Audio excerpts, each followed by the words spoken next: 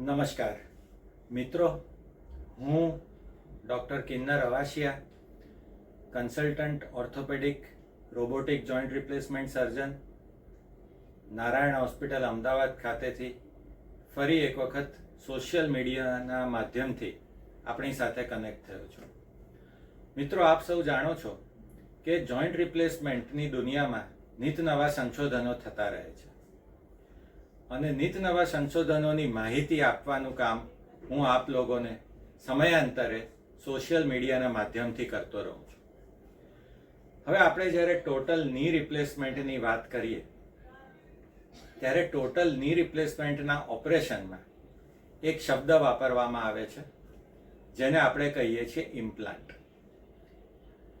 Implant એટલે પેશન્ટના શરીરમાં મૂકવામાં આવતો કૃત્રિમ સાંધો, જેને ટેકનિકલ વર્ડ કહેવામાં આવે છે ઇમ્પ્લાન્ટ.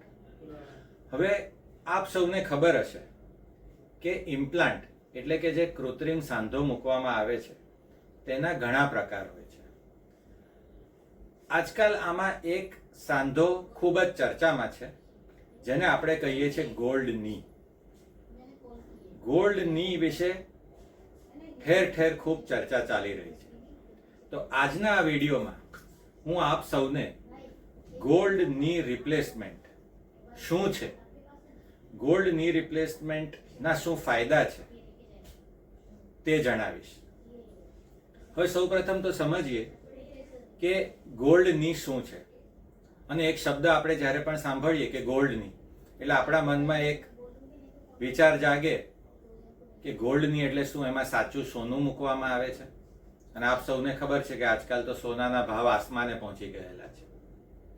તો એનો જવાબ છે ના, ગોલ્ડ નીમાં સોનું નાખવામાં નથી આવતું.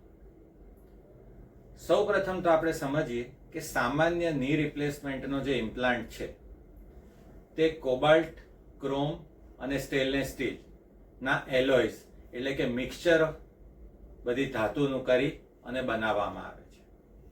હવે આ જે ઇમ્પ્લાન્ટ છે તેની સરફેસ ઉપર ટાઇટેનિયમ નોબિયમ નાઇટ્રેટ નામક ધાતુનું કોટિંગ કરવામાં આવે છે. આ કોટિંગ કરવાથી સાંધાની જે સપાટી છે તેનો આકાર, તેનો રંગ સોના જેવો થઈ જાય છે. એટલે સાદી ભાષામાં અમે પણ દર્દીને સમજાવવા માટે અને દર્દીની એક જેને કહેવાય લેમેન લેંગ્વેજમાં તેને ગોલ્ડ ની કહેવામાં આવે છે. જો તમે જોઈ શકો છો તો આ એક ગોલ્ડ ની છે અને એનો ઓરિજિનલ સાંધો આવી રીતનો ગોલ્ડન કલરનો એટલે કે એકદમ સોના જેવો દેખાય છે. જ્યારે સામાન્ય સાંધો જે આપણે મૂકવામાં આવે છે તે આવો આવે છે. એટલે તમે ડિફરન્સ જોઈ શકો છો કે ગોલ્ડ ની આવો દેખાય છે અને સાદો સાંધો આવો દેખાય છે. હવે આપણને સહેજ પણ મનમાં થાય કે ગોલ્ડ ની રિપ્લેસમેન્ટની જરૂર શું કામ પડી? તો જ્યારે પણ નોર્મલ સાંધા ઉપર ટાઇટેનિયમ નોબિયમ નાઇટ્રેટ ધાતુનું કોટિંગ કરવામાં આવે છે ત્યારે એ સાંધો ગોલ્ડ નીમાં કન્વર્ટ થઈ જાય છે. હવે આ ગોલ્ડ ની એટલા માટે અગત્યનો છે કારણ કે આજકાલ આપણે જોઈ રહ્યા છીએ કે પ્રમાણમાં નાની ઉંમરે 50 વર્ષે કે તેથી ઘણીવાર નાની ઉંમરે પણ લોકોને ટોટલ ની રિપ્લેસમેન્ટના ઓપરેશનની જરૂર પડતી હોય છે. હવે ગોલ્ડ નીના ફાયદા શું છે? તો ગોલ્ડ ની જ્યારે પણ મૂકવામાં આવે છે ત્યારે સાંધાની સપાટી વધુ હાર્ડ થાય છે અને નીની જે સપાટી છે એ સિરામિક જેવી થઈ જાય છે, જેને કારણે નોર્મલ સાંધો જે 15 થી 20 વર્ષ ચાલે છે તો ગોલ્ડ ની જ્યારે રિપ્લેસમેન્ટ કરવામાં આવે તો એ વધુ લાંબો ચાલે છે, એપ્રોક્સિમેટલી 20 થી 25 વર્ષ ચાલે. એટલે એવા દર્દી કે જેની ઉંમર નાની છે અને એમાં અમને ભય છે કે એમને રિવિઝન જોઈન્ટ રિપ્લેસમેન્ટ સર્જરી આવી શકે એમ છે, એમાં જો ગોલ્ડ ની રિપ્લેસમેન્ટ કરવામાં આવે ને સાંધો વધુ લાંબો ચાલે, એમને 5 વર્ષ 10 વર્ષ વધુ સાંધો લાંબો ચાલે તો એમની જિંદગીમાં કદાચ રિવિઝન જોઈન્ટ રિપ્લેસમેન્ટ સર્જરીની જરૂર ન પડે અથવા તો સર્જરી રિવિઝન જોઈન્ટ રિપ્લેસમેન્ટની મોડી આવે. આ એક મુખ્ય ફાયદો છે.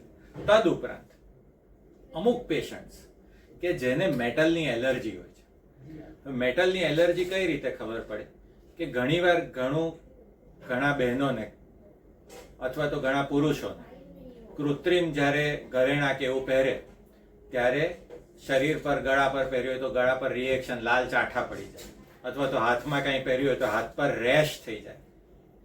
આ લોકોને મેટલની એલર્જી હોય છે.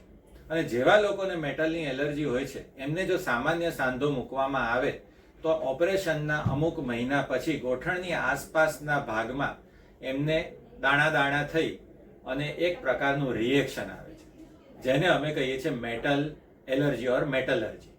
એટલે કે મેટલનું રિએક્શન, જે કૃત્રિમ સાંધો મૂકવામાં આવ્યો છે એનું રિએક્શન આવતું હોય છે. પણ અનફોર્ચ્યુનેટલી એ રિએક્શન એકવાર આવી જાય પછી એનો કોઈ ઈલાજ નથી. એ રિએક્શન એમની સાથે જિંદગીભર રહે. તો એવા પેશન્ટ્સ કે જે લોકોને મેટલની એલર્જી હોય એવા લોકોમાં ગોલ્ડની આશીર્વાદરૂપ છે. એ લોકો ગોલ્ડની રિપ્લેસમેન્ટ જો કરાવે તો એમને મેટલની એલર્જી થવાના ચાન્સીસ નહીવત છે. એટલે ગોલ્ડની રિપ્લેસમેન્ટના આ બે બહુ જ મુખ્ય મોટા ફાયદા છે. એટલે ગોલ્ડની રિપ્લેસમેન્ટનું સંશોધન છેલ્લા અમુક વર્ષોથી થયેલું છે અને ભારતમાં પણ એનો પ્રચાર અને પ્રસાર હવે થઈ રહ્યો છે. તો એવા દર્દી કે જે લોકોની ઉંમર પ્રમાણમાં નાની છે, અથવા તો જેમને મેટલની એલર્જીની હિસ્ટ્રી છે, અથવા તો એ લોકો કે જે લોકો ની રિપ્લેસમેન્ટનું ઓપરેશન કરાવવા જઈ રહ્યા છે, તેમણે ઓર્થોપેડિક સર્જનને કન્સલ્ટ કરેલા છે, એ લોકોને હું એક રિક્વેસ્ટ કરીશ કે તે લોકો પોતાના ઓર્થોપેડિક સર્જન સાથે વાત કરે અબાઉટ મેટલ એલર્જી. અને મેટલ એલર્જીનો ટેસ્ટ પણ થતો હોય છે એ ચેક કરવા માટે કે દર્દીને મેટલની એલર્જી છે કે નહીં.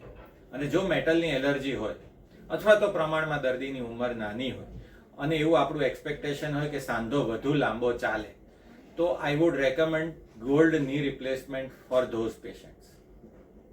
અને આ ગોલ્ડ ની રિપ્લેસમેન્ટ કરાવવાથી એમને ચોક્કસપણે ફાયદો થતો હોય છે. તો આ બાબત મેં તમને ગોલ્ડ ની રિપ્લેસમેન્ટ બાબતે આજે જ્ઞાન આપ્યું અને વાત કરી. થેન્ક યુ વેરી મચ આ મારી સાથે જોડાવા બદલ. અને ફરીથી આપણે ભવિષ્યમાં નવા વિડીયો સાથે અને નવા કન્ટેન્ટ સાથે મળશું.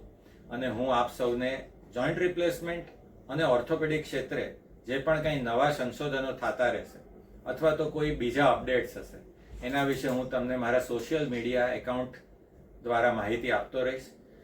અને આપ સૌને નમ્ર વિનંતી છે કે તમે લોકો યુટ્યુબ, ફેસબુક, લિંક્ડઇન, ઇન્સ્ટાગ્રામ બધા જ ઉપર મારી ચેનલને લાઈક કરો અને સબસ્ક્રાઈબ કરો. Thank you once again. નમસ્કાર.